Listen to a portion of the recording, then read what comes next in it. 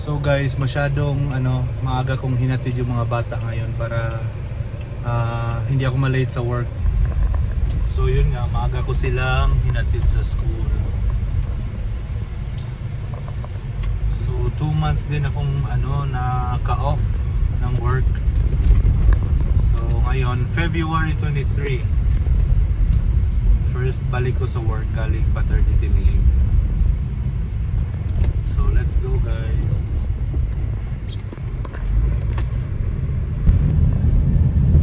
So ayan, nandyan si haring araw ngayon, magandang weather, pero as usual marami pa ring snow sa nakikita nyo. Pero paano na siya, pa-warm na siya ng pa-warm. Hopefully tuloy-tuloy na. Dito na ako sa parking lot sa work. Ang daming snow dito. So pasok muna ako guys, see you later.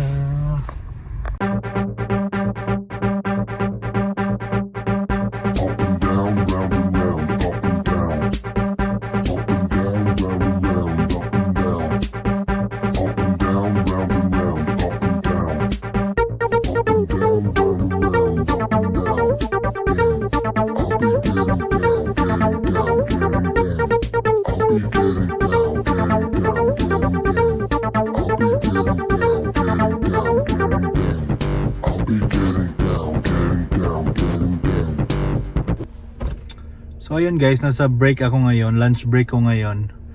Tas binigyan ako ng boss ko ng kasi nagkatay siya ng baka. Tas binigyan niya ako ng liver, heart at saka 3 tang, dila ng baka. Kasi may sila may farm sila. Tapos nagkatay siya last early January ata sila nagkatay. Tapos sabi niya sa akin, dalhin niya ngayon kasi malamig daw, hindi ma-defrost sa sasakyan. Kaya sinabi ko sa kanya kagabi nga, sige dalhin mo bukas, bali ngayon. So nakuha ko na. Nakita niya kasi ako kasi lumabas ako sa lunch. So sabi niya, nakita ko yung car mo kaya dinala ko na yung mga meat. Sabi niya sa akin, may makukuha ka bang meat sa sa dila? Sabi ko, marami. Sabi niya, sa pagkakaalam ko, pagkatapos mong tanggalin yung parang matigas na skin sa dila, wala nang meat yan. Sabi ko, marami pa yung meat, makakain mo yan, ang sarap niyan, the best yan. Madalas na ginagamit ko, sabi ko sa kanya, most of the time pag nagluluto ako ng dila, hinahaluan ko ng puso, yung heart ng baka. Sinistir fry ko yan, ginigisa ko, tapos nilalagyan ko ng sili. So sabi niya, hindi ko pa na try kasi yung amo ko guys, siya puti, tapos hindi talaga sila kumakain ng yung mga laman loob, yung mga ulo. Sabi niya yung ulo daw ng baka pagkatapos nilang katayin, binibigay nila sa aso nila, pinapapapak nila sa aso nila. So yeah, ito natanggap ko na yung bigay niya sa akin. Lulutuin ko to, may liver, heart, tsaka tang ng baka. So yun lang, babalik na ako mamaya sa work. Yung iba nagsiuwian na kasi maaga silang pumapasok. It's 2:30. Tapos babalik ako sa work 5 minutes. Binigyan pala kami ng guys, lunchbox. Ito yung pinili ko sa gift namin. So dumating na siya. Binigay na sa akin ng boss ko. So,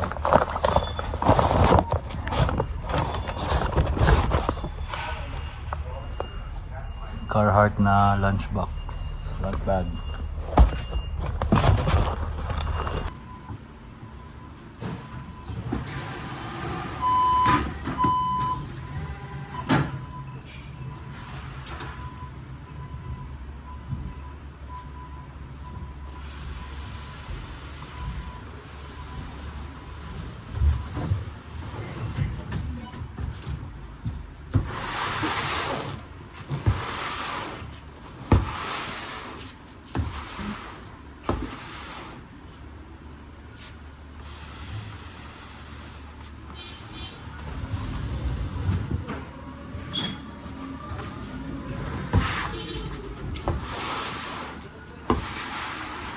Sige, bukas. Ingat.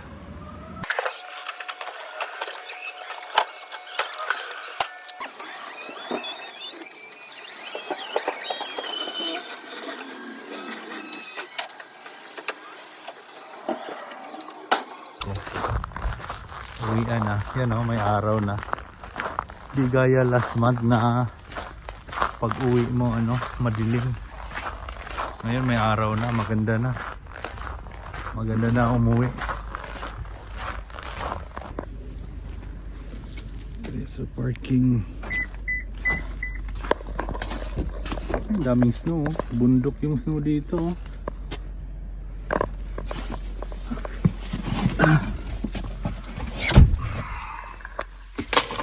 Ito yung binigay ng boss ko. Yung atay tsaka heart. Ano pa, frozen pa. Malamig pa kasi dito sa labas eh. Yan oh, nandyan na yung araw pag uwian. Maganda na yung weather. Paganda na yung weather kasi yun nga, pa spring na. Kasi pag December, pag alis mo ng bahay, madilim. Tapos pag uwi mo, madilim. So parang para kang umalis na gabi, uwi ka ng gabi. Ngayon maganda na yung weather, may araw na. Malamig pa nga lang, pero at least may araw na. Yan, so pauwi na tayo guys. Let's go.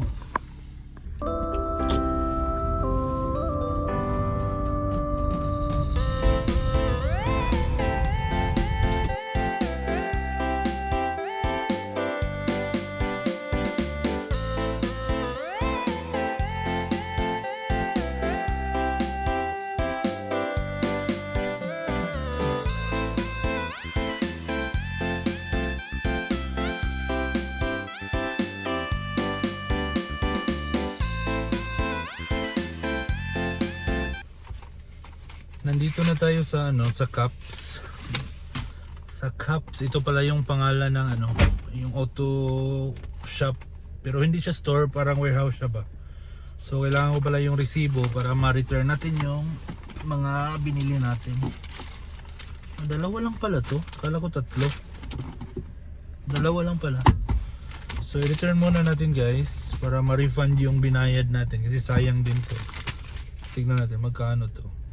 1374. Ayan, malapit na tayo sa bahay. Isipan ko palang magpa-car wash dito malapit lang sa inuupahan namin. Sobrang dumi na ng sasakyan.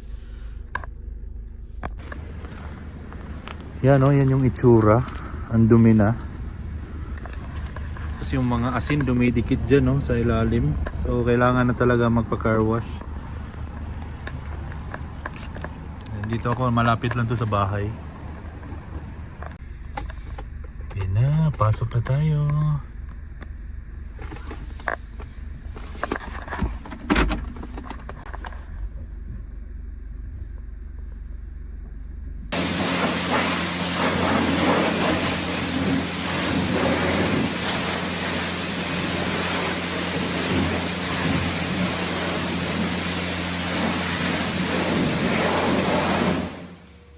Yun na.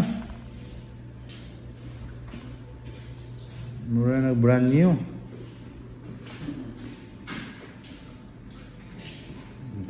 Kapanaminan na.